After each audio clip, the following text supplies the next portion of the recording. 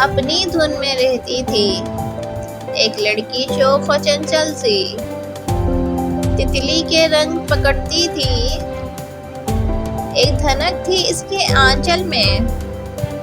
फिर जाने क्या तूफान आया, सब तितली के रंग बिखर गए, आंचल के रंग उड़ गए, सपनों के जुगनू मान पड़े। जब पूछा किसी ने, ए लड़की क्यों तुमने ये चुप साधी है, वो कुछ ना बोली, बस रो दी और खाक पे हाथ की उंगली से एक लफ्ज़ मोहब्बत लिख डाला। वीडियो पसंद आए वीडियो को लाइक करें, चैनल को सब्सक्राइब करें और ज़्यादा से ज़्यादा आगे शेयर करें। आप सबका बहुत बहुत शुक्रिया। अल्लाह हाफ़िज़।